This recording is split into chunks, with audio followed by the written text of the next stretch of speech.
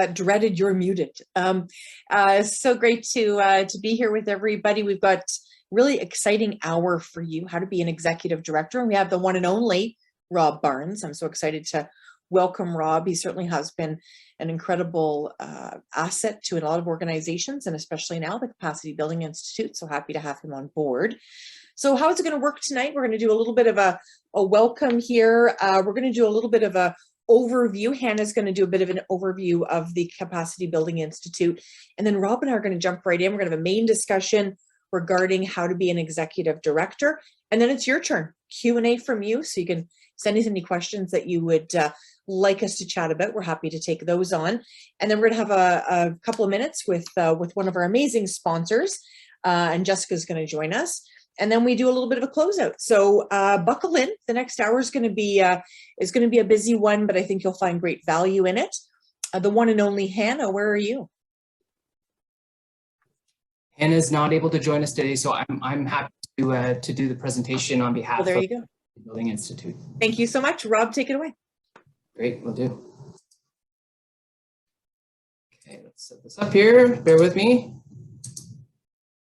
All right, welcome everyone. I am Robb Barnes. I'm the Executive Director of Capacity Building Institute, and just wanted to, we're starting at the end here with our slideshow. Present to you just a quick overview of the organization that is hosting this this event. This is one in our capacity series of free webinars where we hope to provide some insights in terms of the nonprofit sector, specifically geared towards small shop environmental nonprofits in Canada. But of course, some of the lessons here apply very broadly. So Capacity Building Institute is holding this webinar. And really, the organization was founded to help organizations with training needs, coaching, mentorship as well, to everyone, including executives, senior managers, board members, and staff of small shop environmental nonprofits. And we have a goal of training 10,000 environmental leaders by 2030. So it's a big goal, but we are kind of positioned to scale Canada-wide, and we do have people calling in or phoning in or whatever happens on a Zoom call from all across the country today. So thank you for joining us. Just a quick word on what we offer, and if folks are interested, please don't hesitate to get in contact with us. I'll have my email there at the end. We have a certification program for senior level managers and executives. This is a capacity building certificate program. We also train young interns who are starting out in the environmental sector. Also trains fundraising professionals, and Sam, who's on this call, is an expert in this area and is one of our esteemed guides when it comes to understanding how to kind of crack the code on this. We also have the capacity series, which you're watching, and of course, other streams where we train mentors and managers who help out in various aspects of work. We do have some testimonials here. You know, we've been up and running for a few years now, and as I said, are kind of scaling Canada-wide. So we're seeing, folks from different regions, starting in Ottawa. So some Ottawa-based organizations, you can read through the testimonials here. Some folks getting their start in the sector, and others who are very experienced in the sector, deepening their understanding and expertise and building the capacity of their organizations. Ultimately, we're asking ourselves questions like, how do we work efficiently as nonprofits with limited time and resources? How do we develop leaders in this sector that is sometimes subject to, funding constraints and all sorts of other factors? And how do we improve organizations' capabilities and governance structures overall over the long term? So we welcome you to Capacity Building, this capacity series. This is how to be an executive director. But each month we're going to look at a different lens. So every other month it's how to be an executive director, or how to be a board member, with specific lenses like fundraising or how to be the chair of a board. So stay tuned for future events and future guests. I'm today's guests talking about how to be an executive director. There will be others to be announced soon for the rest of the months of the year. We have a series of lead trainers for folks who are interested in any of our programming. Really invite you to check out our website at capacitybuilding.ca and check out what we offer and get in touch. we have some more managers and eco-executive directors in training. We've got a great suite of interns who are working really hard across a number of organizations in the sector. And so again, really kind of building up the sector as much as possible. Finally, I'd like to thank our board members for steering the ship, and to our many partners. And later on, we will hear from Eco-Executive Director for joining with us in a lot of these capacity building initiatives that strengthen the environmental sector. Save the dates, folks. In about 4 weeks, we're going to be back with how to be a board member. And then you can see April and May dates. We've got different events on the capacity series. So we really hope you can join us. And again, there's my email at the bottom. If folks want to get in touch, we really look forward to hearing from you. That's great. Thank you so much, Rob. Appreciate it. We're going to be talking about how to be an executive director. And I always picture an executive director as just keeping all the balls in the air. There's so much going on when you're speaking about being an executive director. We're going to get some of those tips and some direction from Rob now.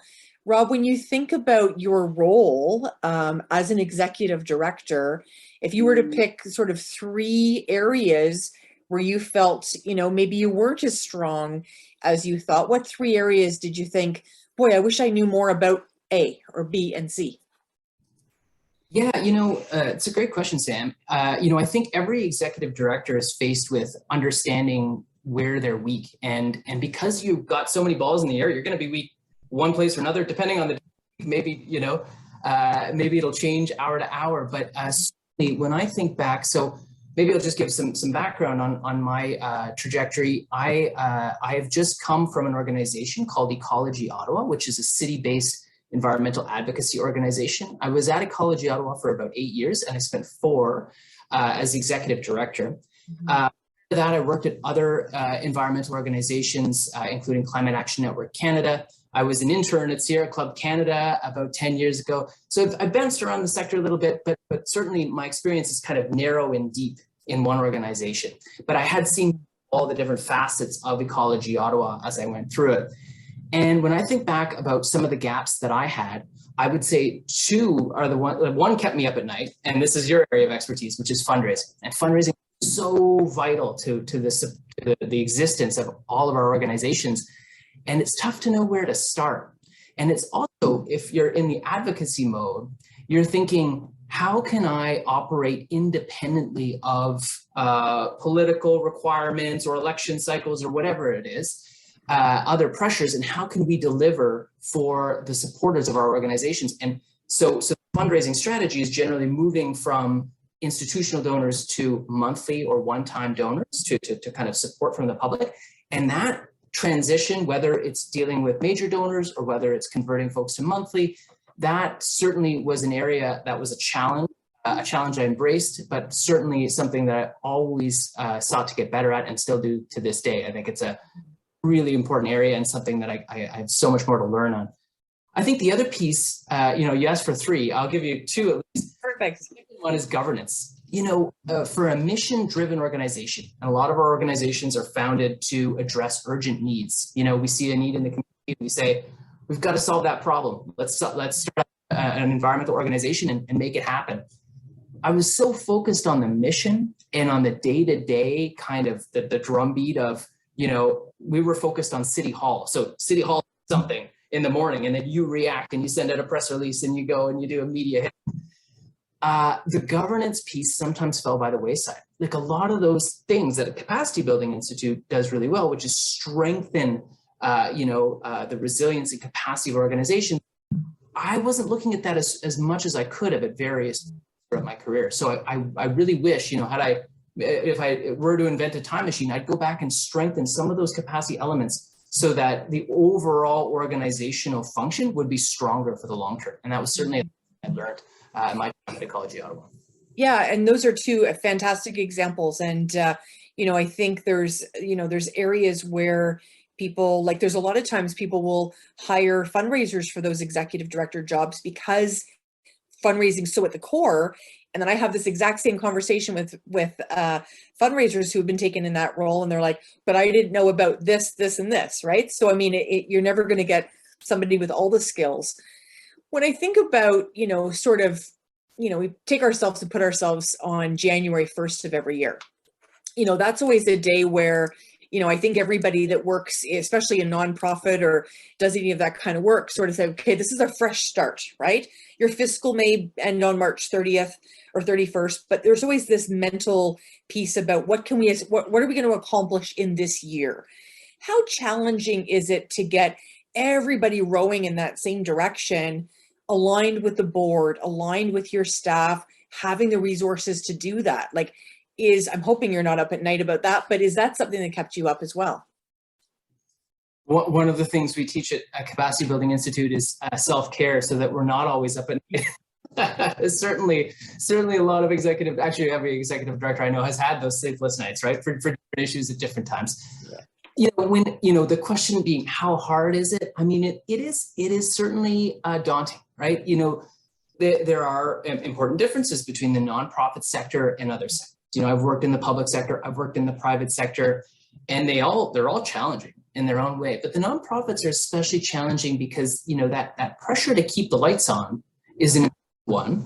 You've got staff coming in, and sometimes your wage levels, depending on how competitive they are, especially in a city like Ottawa, mean that staff might, come to your organization and then move on to the federal government, or they might move on to another larger organization, which often happens. And for small shop organizations across the country, I'm sure that we're faced with versions of that challenge all the time. And so there's a certain element of repetitiveness, right? There's this kind of churn. Folks are coming in, they're coming out, volunteers are coming in, they're coming out. And there's this kind of ongoing training and kind of staffing up, but certainly pressures on the other side too. Staff would often move on.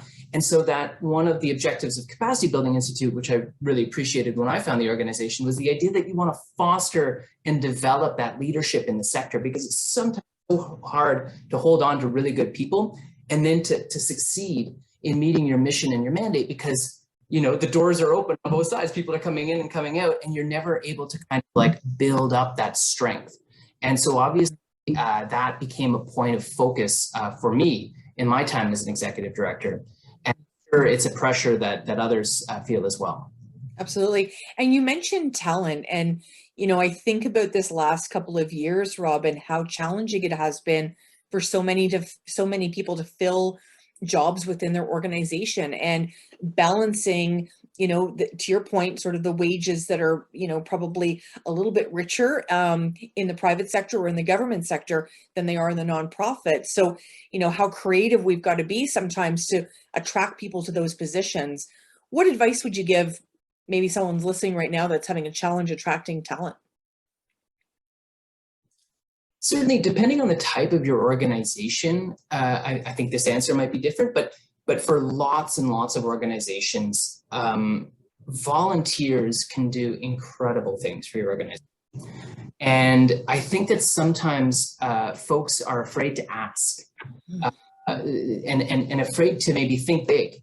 There were some books around, there was a book around the Bernie Sanders election, the election did when he ran, called Big Organizing. And it was all about how they got grassroots organizers to take on huge tasks, like organize the state of Nevada in the context of an election. And so, folks will sometimes step up if the ask is big, believe it or not. The bigger the ask, sometimes the more likely someone is to step up to the plate and say, I can take that on. Mm-hmm. So that to me is one of those hidden kind of currents running through the sector, that there's so many people who care so deeply and want to be involved, that sometimes all we need to do is go out and ask. Now, how to ask, where to find them, those are questions that are important ones to answer too. But in contexts where we're small shop organizations and we don't have that staffing strength, volunteers are in some ways an infinite resource if you know how to harness that resource. And again, it takes a bunch of energy, because folks are coming in and out. Some volunteers have different needs. It's complicated, right? And it's tricky. It can be hard. But for us, at least, and for so many other organizations that I see really succeeding in the sector, volunteers are tremendously important. On the staff side, I think, again, getting that funding is key. Ensuring that, if you're applying for grants, that you are taking off pieces of those grant applications and ensuring that large portions of those revenues are going towards staffing dollars. Mm-hmm. You know, where we would we would see an amazing grant opportunity and we'd say we ultimately aren't going to spend the time, invest the time applying for it because there wasn't that ability to divert some of to direct some of the money towards staff. You know, I think increasingly grant makers and foundations are aware of that pressure. And I've had an increasingly good experience working with them to say, you know, hey folks, you know, it's really important that we have staff to run this program and just kind of, you know, do it off the side of our desks as we do so many things. And so ensuring that that is there and it is constant in terms of our fundraising thinking, that helps too, for sure. Yeah, it's a great point. You know, attracting staff and attracting board. I mean, sometimes, you know, I'll get a call from somebody saying, oh my heavens, you know, we've got 3 board members leaving next month. We're on the hunt for board members. And of course, I always like to think that we're always succession planning for not only the executive director, because you never know, you know, what the plan is there, but you're always succession planning as well for your board. It's not, you know, it's in many ways, in my opinion, it's up to a lot of the board members to help in that as well. Talk to me about your experiences in terms of, you know, attracting board members that are the do it people, right? The ones that actually want to get something done and get their hands dirty. Yeah, you know, I've got a long relationship with boards at various levels. I remember being recruited at the age of 17 when I was in high school. My principal said, "Hey, you should join this board," and she signed me up for the board of an organization. And it was kind of a great way to learn firsthand what that was like. And certainly, you know, I didn't know most of what was happening at the time, but you do learn over time. In terms of board relationships, I would say, you know, your question, Sam, around how do you get them to be doing things? I mean, so much of it, to me, boils down to the mission and mandate of the organization, and are people there for the right reasons, right? Are people there to tick off a box that said, I was on a board once, or because they're passionate about the organization? And so finding those people, and hopefully they find you too, right? Is such an important part of your work. And obviously it's not only the executive director who can interview, you know, potential board members, but also your other board members as well. I mean, my experience with my boards in different capacities was just learning a tremendous amount from them, because mostly I was in the climate space. I have been in the climate space over the course of my my career. And, you know, certainly the people in that space tend to understand the urgency of the problem and be really passionate about solutions. And so I had a lot of enthusiasm from board members asking, where can I help? And sometimes the trick of ED is to know, you know, and it depends on whether you've got a working board or a governance board, right? I had a working board. And so for me, it was knowing where best to allocate those amazing resources at strategic moments. You don't want to burn them out. You don't want to ask too much. But certainly your board often has tremendous capacity and sometimes training in different areas, from, you know, from accounting to law to, you know, they've you know, storied careers of their own, and they're there to help. And so I remember one meeting early on when I was an executive director, a board member took me aside and said, don't forget, we're your super volunteers. And that was an incredible thing to hear. And as soon as I heard that, I said, well, I won't feel bad asking you to do things anymore. That's funny. I love it. Off, and I started, you know, engaging them in different ways. You know, and I was fortunate that they put their hands up and reminded me often of the fact that they were available. Let's talk money. That sometimes is one of the ones where people, you know, either are feeling like they're very strong in that area, and sometimes people, you know, sort of have been involved in organization and see the financial statements, but they don't know how to sort of balance all that. Was there any advice that you'd like to share with us today in terms of the numbers and how to ensure that you're really on top of what's happening from a financial perspective? Yeah, great question, Sam. I mean, it's certainly an area that intimidates a lot of us, right? I'm not an accountant. I didn't study accounting. How am I supposed to do any of this, right? And how am I supposed to understand a balance sheet? Certainly, these are questions that come up early and often, especially at the front end. But, you know, there's so many tools out there and so many great folks out there in the sector working to help. So I was fortunate in my case at Ecology Ottawa. We had an amazing accountant who took the time to really, as she would say, train herself out of her job, right? So she trained me on bookkeeping essentials. So no, I didn't need to be an accountant, but I could be a bookkeeper and understand, bank requisitions and reconciliations and all these processes. Basically, the gist of it is, you don't want to let your software, whether it's QuickBooks or even if it's an Excel spreadsheet, you don't want to let it sit on the shelf and, surprise you every few months when, CRA comes knocking and says, please give me the report on X. It needs to be like a well-tended garden, and part of it is getting over our fear of those things. And so going into QuickBooks for me was eye-opening and a lot of fun. Honestly, it became, a good way to spend, you book off some time, say every few hours on a Thursday or a Friday, I'm going to go through the books and I'm going to make sure everything's up to date.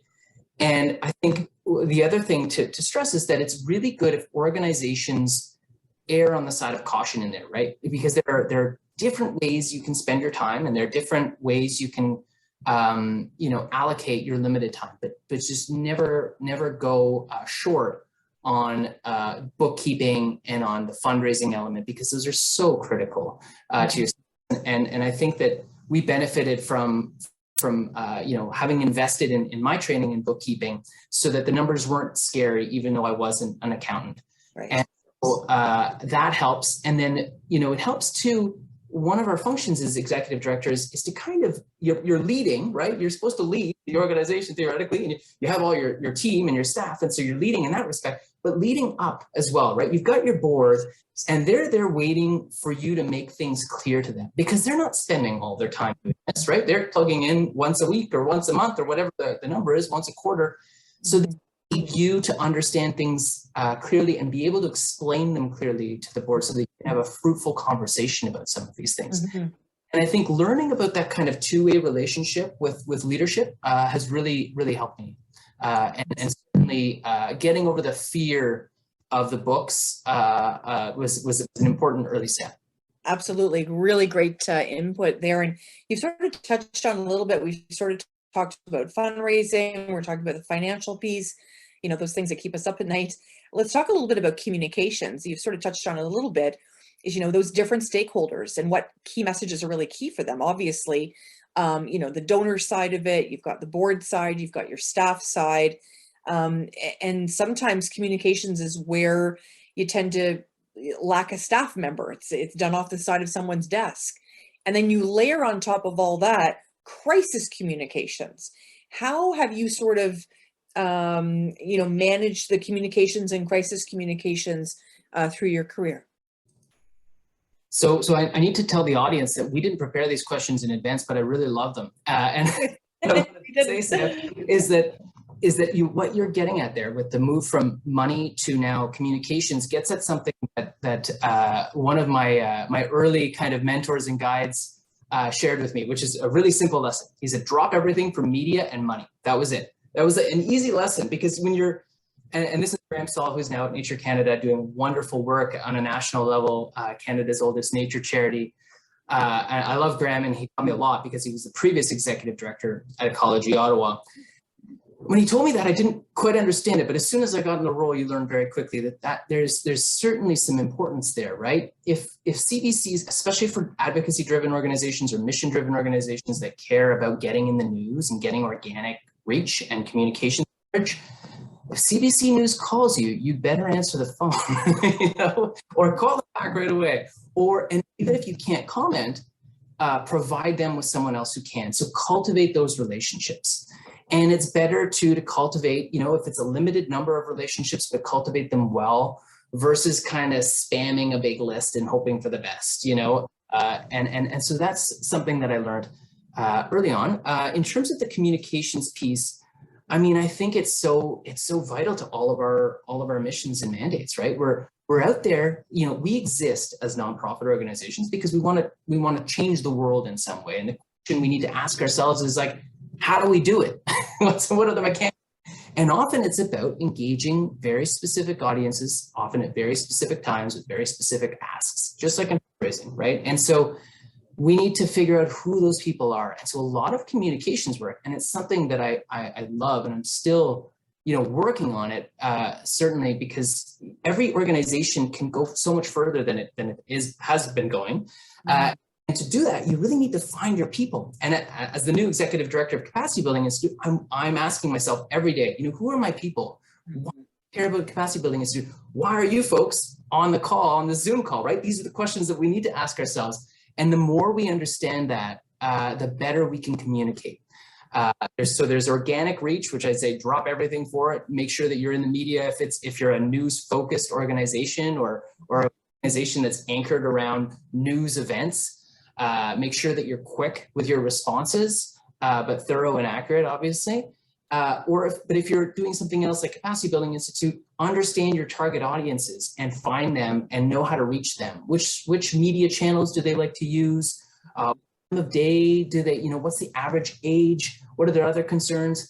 And certainly we live in a world of big data. There's a lot of answers to these questions. But they're important ones to ask ourselves, and I think on an ongoing basis, because the answers evolve over time.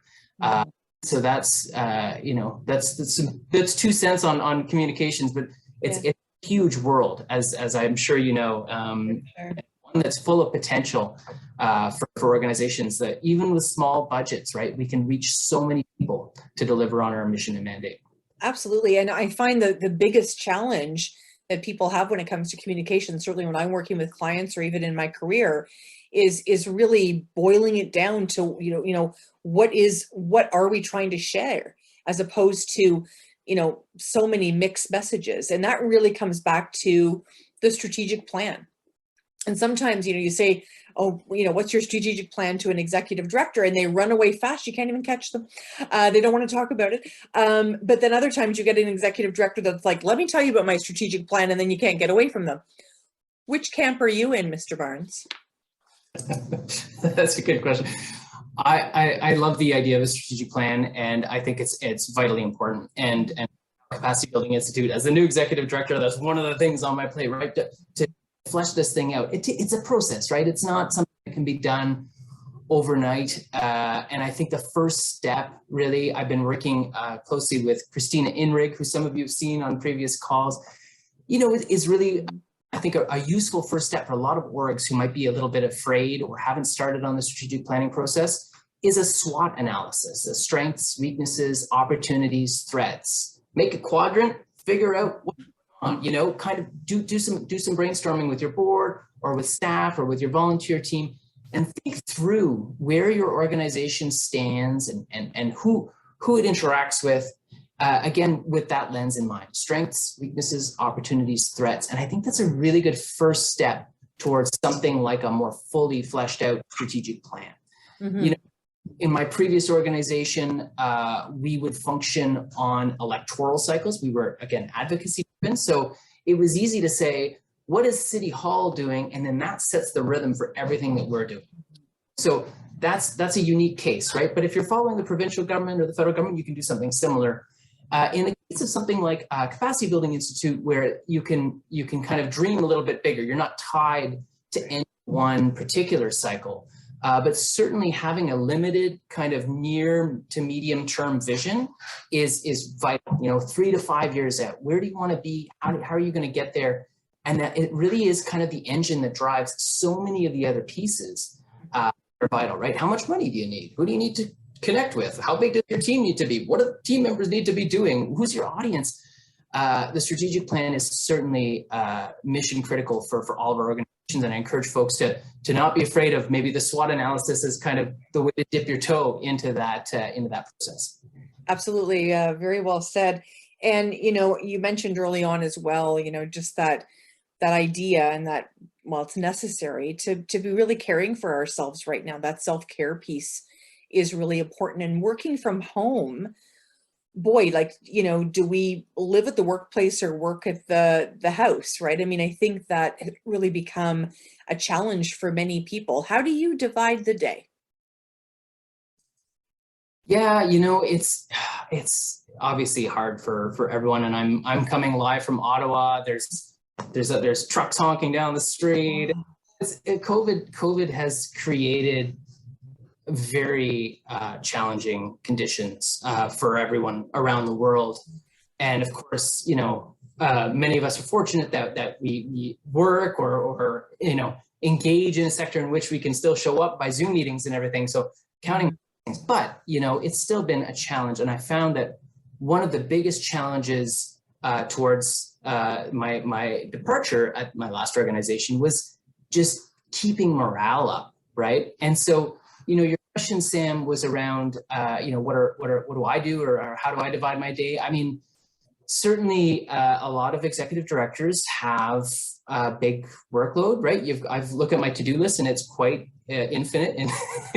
But I think part of it is understanding that there's a point at which you've got to turn off in the day. And so I personally, I'm barely functional after 9 p.m. So I have pretty strict time limits on things. I also think, one of the benefits maybe of COVID is that because it's changed up the daily kind of schedule, I've been able to exercise a little bit more, get outside a little bit more. And those habits are so important, for long-term sustainability. A mentor of mine once said, this is a marathon and not a sprint, as in work in the environmental sector is a marathon and not a sprint. We see these urgent challenges like climate change. We really want to do as much humanly possible. But of course, we'll be more effective over a longer period of time if we do take care of ourselves. So things like getting outside, reading, content that is helping our growth, writing things down, writing down objectives. These are all, really important steps. And at Capacity Building Institute, we've created something called a grow document. So it's all about these elements of self-care, right? Getting outside, writing, reading, and basically just taking care of yourself, because burnout is real, and it remains a kind of a specter haunting our sector as well as many other areas in the nonprofit world. We're going to come in a minute to you, so I'm hoping you have some questions for us. You can throw them in the chat if you'd like, and I'm happy to share them with Rob. I'm just going to ask one more question before we go to Q&A. It's a two-parter, Rob. Are you ready for me? What is the most, what is the biggest moment that you're most proud of in your executive director role? And on the flip side, care to share any mistakes you've made? Just one even. Tough questions. I mean, sometimes, so again, in an advocacy-driven world, sometimes you might say, oh, when we accomplished, policy X. Like I remember being really happy at a college in Ottawa, again, focused on City Hall, when City Hall created a climate emergency declaration. We fought for that for a long time, and we worked closely with the councillor who presented it. And so it was great to see, real impact, right? And sometimes at a smaller level, like a city level versus a provincial or federal or international level, because I have worked at those levels, it's easier to see that impact. And so certainly from a policy perspective, something like a climate emergency declaration to me was great. But I think too, when I think of the long term, what am I most proud of is the fact that as an organization, the one that I worked at was a hub, and volunteers came through. My apologies, there's a dog there. Volunteers came through, they learned, they grew in the organization. And it's the same thing that I hope to do with Capacity Building Institute, where we can work with so many folks and build up kind of a hub of knowledge and expertise. And so it's hard to put a pinpoint on one specific instance, but every once in a while you have an in-person event and see the kind of smiling faces and feel that impact and know that you've grown the sector effectively, you've grown the environmental movement. Mm-hmm. The mistakes, I mean, there are a ton of mistakes. Me too. I would say, at the front end, shirking my fundraising responsibilities was certainly one of them. And it took chats with folks like Christina Inrig to understand the importance of major donors and really how I could spend my time more efficiently and effectively to leverage them. I'll never forget, Christina said something, we were meeting for coffee, and she said, you want to be in a position where you're going out for coffees or teas or whatever, two times a month or so with prospective major donors, and you're succeeding when you're being told no. And that was interesting, right? Because the asks, if the ask is too easy, of course they're going to say yes all the time. And so it really helped kind of me get my head around that level of intimidation around approaching major donors and engaging in something that's rather difficult, which is asking for money. Mm-hmm. So I'm guilty, as so many folks are, of taking my on my daily calendar saying connect with major donor, and I've just put it off a week or so. Do that over and over again, and over the long term, that really hurts the organization. And so I learn to deal with that, and it's certain had I learned that sooner, I think the organization that I was with would have been in a much better position. So I just had to learn through trial and error, and constantly feeling guilty about pushing off something that I knew I shouldn't be pushing off, until inspiring conversations with folks like Ken Wyman or Christina Enright, others in the sector who know what's going on. Yeah, absolutely. That's great, and we've all made those mistakes. I think the vulnerability of sharing them, I think, is where society as a whole is going. A lot of that real honest, raw chat is I think where we're headed. We've got a couple of questions which I'll share with you. One of them is from Hannah. As I struggle as an ED with the amount of workload and the pressure to, quote, do it all well, end quote. What's your best advice on where to focus? Great question, Hannah. It depends on the organization, I would say. When I said media and money, that only applies to some organizations, right? If you're thinking about what to drop everything for, what takes priority one. Maybe I'll give you a kind of a strange answer here. So I was recently reading a book, and they talked about Dwight Eisenhower and how Dwight Eisenhower divided his challenges as a president of the United States into 4 quadrants. And the quadrant 1 things were the ones that were urgent, but not as important, or they were basically urgent and important, but they were not these kind of longer term threats that you might want to pay attention to. Quadrant 2 is the magic quadrant, because those are less urgent, but just as, if not more important.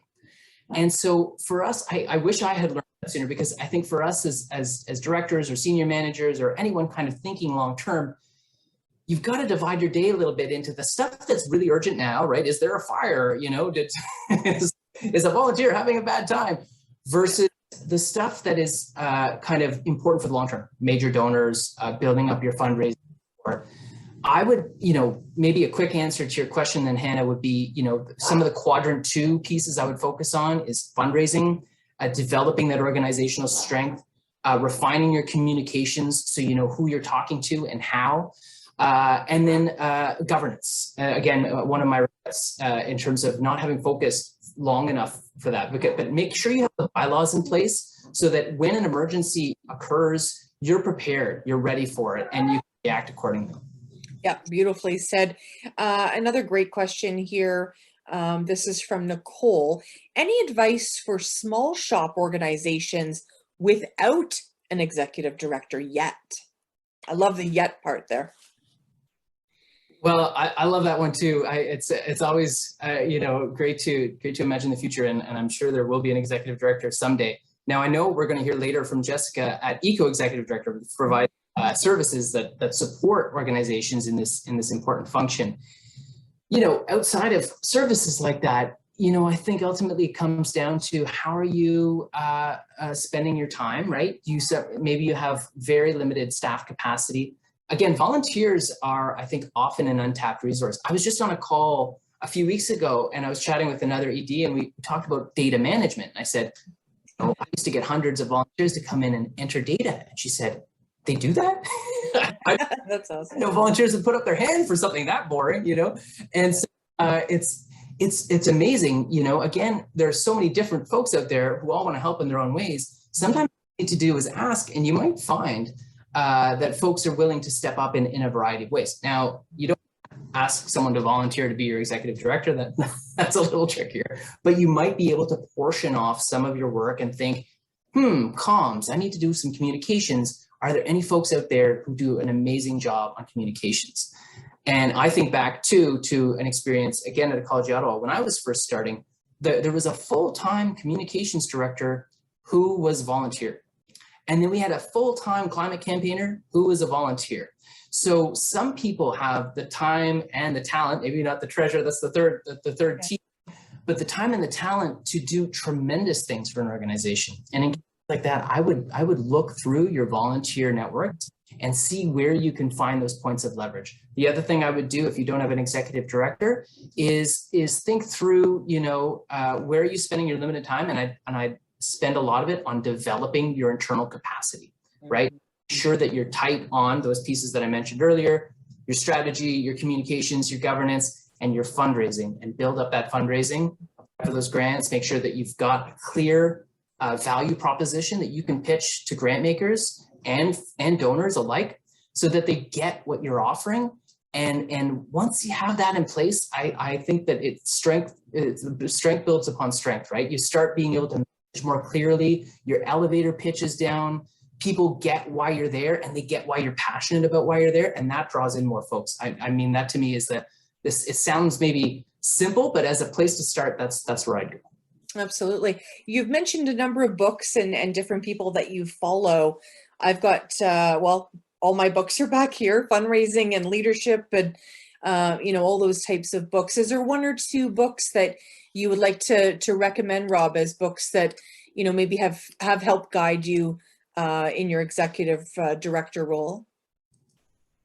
Yeah, I think that's a great question. I mean, growing and reading is so important to any of our work. And I do think that one book that Christina Inrig, who some of the folks on the call know, shared with me, is called The Soul of Money. I think the Lynn Twist, Sam, you might know it. The Soul of Money was really interesting because it changes the way I looked at fundraising. I always, and all of us have hangups like this, I'm sure, but I've never been good at asking people to do things, right? And this whole time on this call, I've been saying, ask your volunteers to do X, Y, Z. But for me, money was the hardest piece, right? I always, I had my own job. I started working when I was 15. I never asked other people for other things. I tried to fund my own way through school and all these other things. So asking someone for money seemed very hard, but in The Soul of Money, the way that it's framed, it's an opportunity for people to do good in the world, and understanding that donors see it as an opportunity, and that you're not twisting their arm, that a real donor relationship is about someone who wants to do good, and you're the conduit often to help them make the world a better place. And as soon as you understand that and see that relationship, it changes the dynamic. So I recommend The Soul of Money for sure. Another one for all the data geeks out there is Sasha Eisenberg's data. I think it's Victory Lab. I was going to say Data Lab, but it's Victory Lab. And it's less of a kind of a how-to manual and more of a chronology of the use and abuse of data, mostly in the American political context over time, leading up to the Obama campaign. Just fascinating, for folks who are into data, American elections do big data more in a more technologically sophisticated fashion than any of our orgs could or probably should. And it became a really interesting kind of catalog of all the different ways data has been used over time, and fairly inspiring, for folks. We've got a database, I'm sure many other organizations do too, or they're building one on an Excel spreadsheet. And there's a lot of power in that. And understanding the history of how it's come about and what you can do with that. That book is a bit of a guide and kind of a fun read too, if you're into data. Mm-hmm. Fantastic. I'm going to add another book in there, Rob, that I found really, really useful. And it's written by Valerie Young, and it's on imposter syndrome. And I talk to a lot of executive directors, and a lot of them tell me that they go through the process, they get hired to be the executive director, and about 3 weeks in, they're like, nobody knows it, but I don't know what I'm doing. And you know way more than you know. And that book has certainly been a savior for me as well. Yeah, that resonates. I'm sure that, I felt it, and I've talked to so many others in the sector who felt that way as well. So that's a great book. I'll have to check it out. Rob, I'm being asked the Victory Lab book. Who's the author? Yeah, so it's Victory Lab, as in LAB, like a lab. That's my And it's boss. Sasha Eisenberg. Let me see if I can find it. One of the glories of these of having two screens at once and being online is that we can kind of grab it. Yeah, I'll put Sasha's name just in the chat so folks can Thank you so much. While you're doing that, Rob, I want to thank you so much. Great information today. I cannot believe that was 45 minutes, felt like 5. I could talk to you all day long, but Jessica would get mad. She wants to share time with you as well. So Jessica, it's my pleasure to bring you on today. Echo Executive Director, take it away, my friend. Hi, here we go. I'm just going to share my screen. So I'm Jessica, everyone. I'm from Eco Executive Director, and I'm one of the EDs over here. I'm going to turn off my webcam just so I don't cut out at all, just because I'm in a rural area and everyone's coming home right now. So usually the internet's not as great at this time. So let me just see here. There we go. So Eco Executive Director is a social enterprise that helps small shop nonprofit environmental organizations across Canada who need administrative support for the executive director functions. We were an incorporated nonprofit organization that was founded in May of 2021. Our core partners are Sustainable Eastern Ontario, the Capacity Building Institute, who's here today, Eco Internships, Green Books, and we've been working together over the years with improving NGOs. We like to think of ourselves as a powerhouse for administrative support to our small shop NGOs. More often than not, we hear of small shops feeling as though they're struggling to manage their organization, or small shops not wanting to spend hard-earned staff dollars on administrative tasks and not being able to afford the salary of employing a full-time executive director.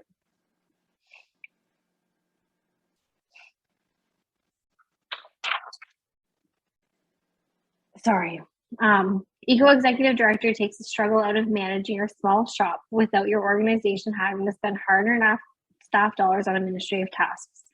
We specialize in systematizing ED functions and administrative tasks along with the 5 themes of the capacity building wheel. We are a one-stop shop for ED functions and administrative tasks. Our partner, Sustainable Eastern Ontario and the Capacity Building Institute, have been working together for several years to help find ways to strengthen the environmental nonprofit sector here in Canada. And one of the opportunities they've adapted and identified is to have a shared executive director. With some experimentation and testing over the last few years, they decided in 2021 to officially incorporate our organization and set up its first pilot.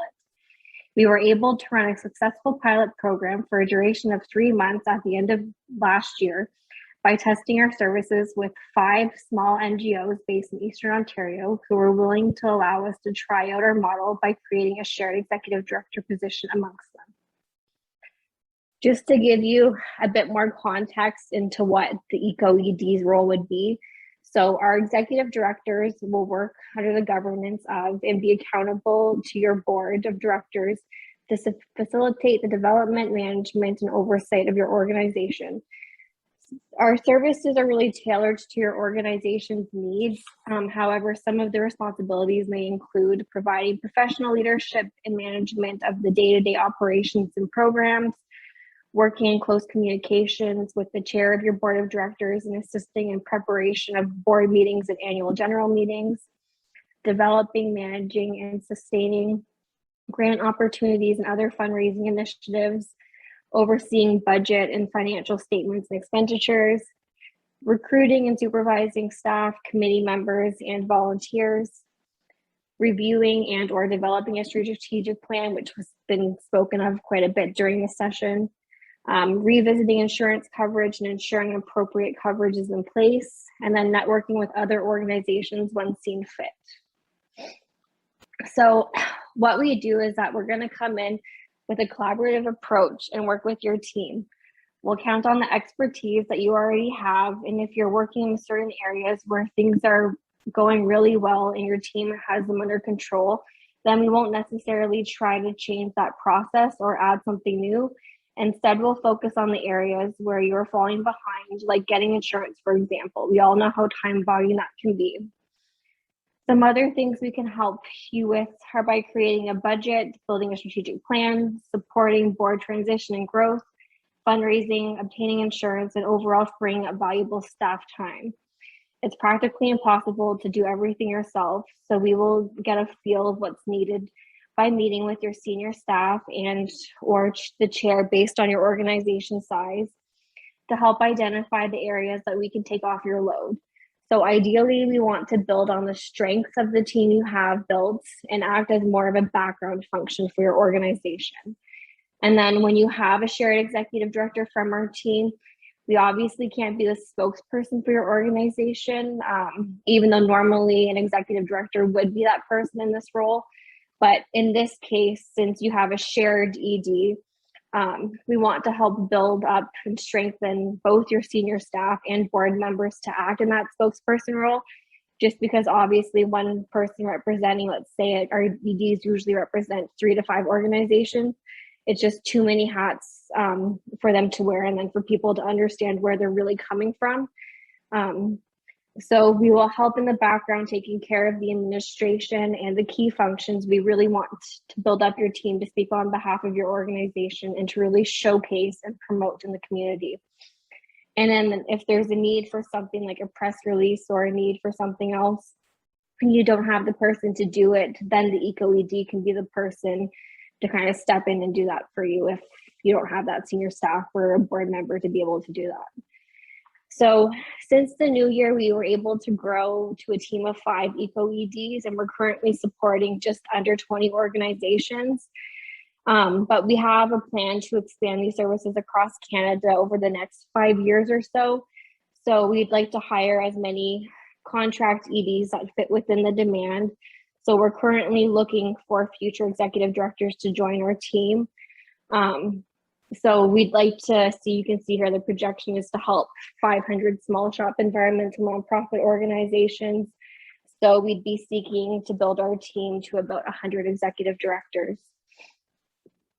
So if our services are an interest of you, or you'd like to join our team, please feel free to reach out to me. You can see my email or our info email down the bottom of the slide. What I can do is I can also put it in the chat for everyone to be able to easily copy and paste that into the email for them. And that's that. I'll stop sharing my slides.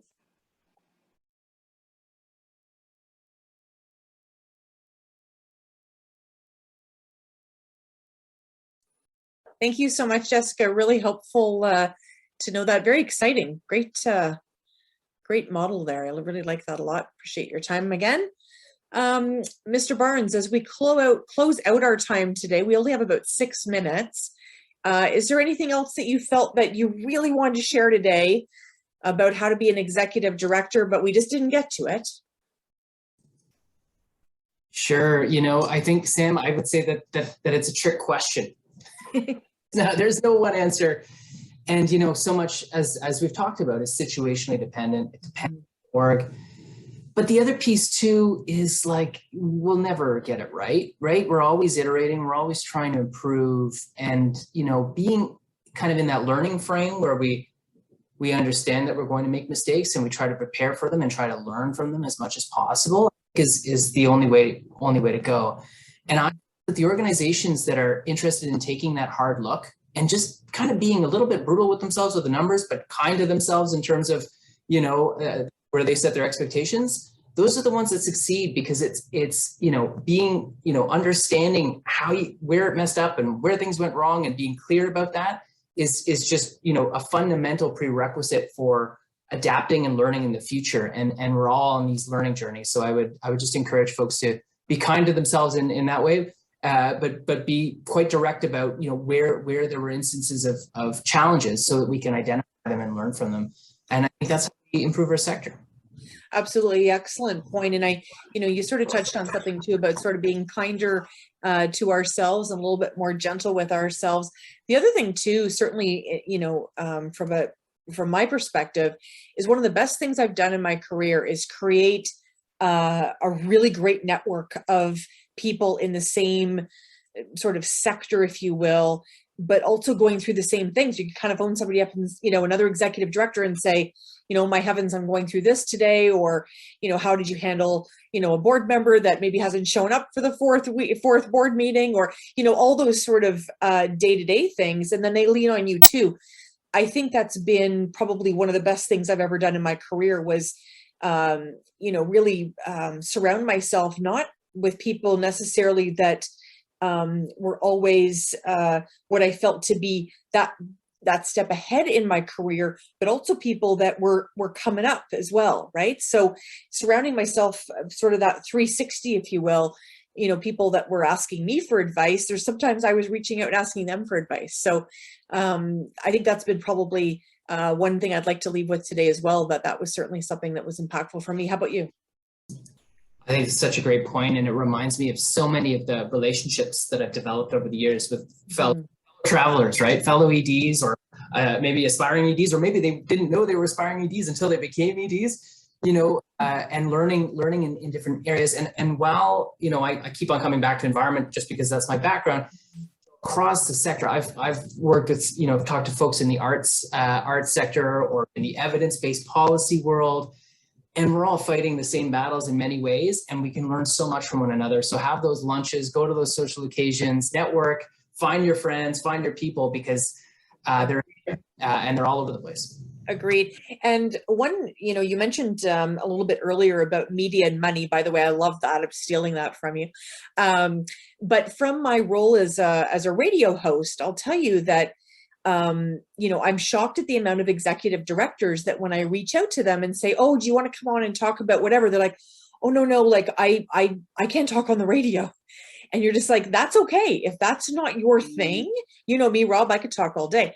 But if that's not your thing, for instance, the books are a little bit more challenging for me. It's okay to ask for help. It's okay to put your hand up and say, for my professional development this year, I'd like some media training. I'd like some bookkeeping advice. I'd love some governance meetings. I want to go to a fundraising conference. It's okay. We don't have to be everything. It's the passion that drives us. We don't have to be everything to everyone.